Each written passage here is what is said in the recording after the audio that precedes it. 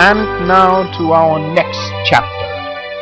Let's go in and see if there's something inside the library. Let's ask for a book.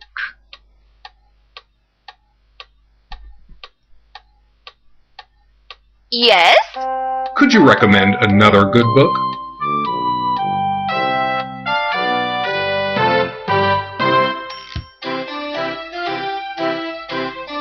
There! Let's see. This book is entitled Way Below Your League, a look at sentient aquatic life. Browsing through it, you notice an interesting excerpt. Wish to explore the sea? Good luck! Even the most accomplished swimmers cannot swim very far before the tide or are pulled underwater by the currents.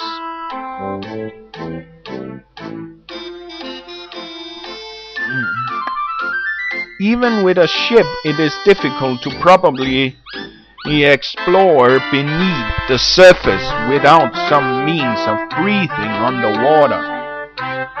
True, only the mer-people have ever been known to offer aid in this regard, though the relationship between land dwellers and their marine counterparts have been somewhat strained over the years. It is said that the mer-people, in particular their leader King Neptune, can appraise an individual quite accurately. In fact, they seem to possess a natural ability to sense whether the person intends hostility towards them or not. Fortunately for the would-be adventurers,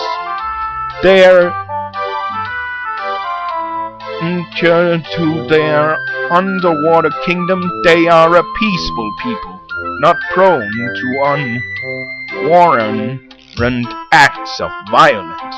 The mer-people's nature is in sharp contrast to that of their neighbors, the Sharkies, who lives in a seclusion in the deeper, darker waters of the oceans.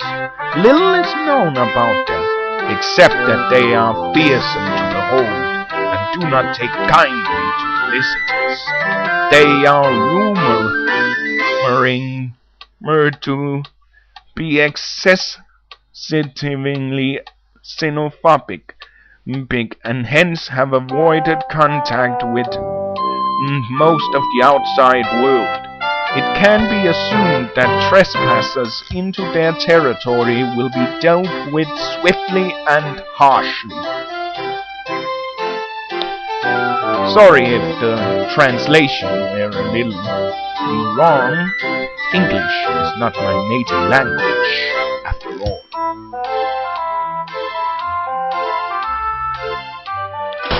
Well, let's see if we can find out something from... Greetings again, merchant. Yes, many greetings. Need you have now for my wares of great specialty? What wares do you sell, good merchant? For yourself, behold them. You look over the merchant's wares of great specialty and quickly reevaluate them as junk. You seem to have quite a selection of, well, quite a selection. A keen eye have you. In an item or two provoke interest, I might? A daunting task. Rather, by all means. This I have. You appraise the object he holds up to you. It is a simple shell, intricately fashioned into the shape of a comb. The workmanship is unlike anything you have ever seen. Fascinating. Where did you find such a thing? Oh, old it is. From ancient times descends. Valuable, without question. Royal property, former, to be sure. You consider his story. Then you begin wondering which beach he found it on. Let's see if he knows anything about this flyer.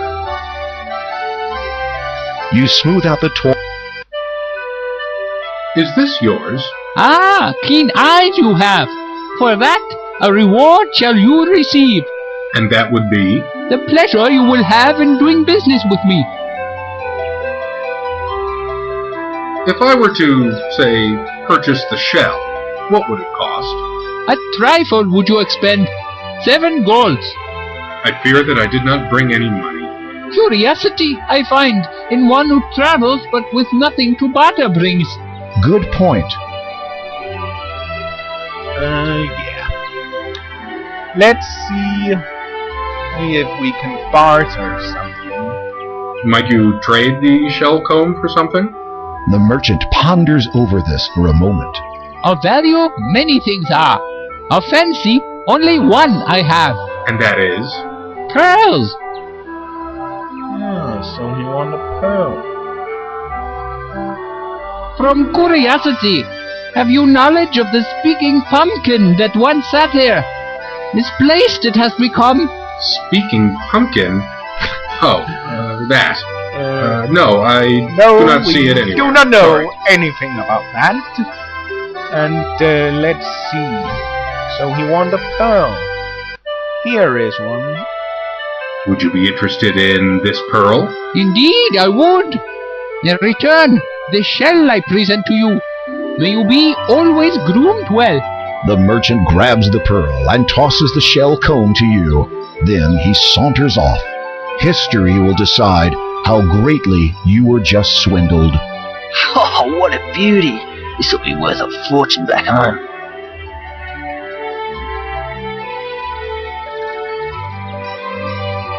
Your feather is fine. Let's see what. How ingenious! It's a shell which has been intricately fashioned into something resembling a comb.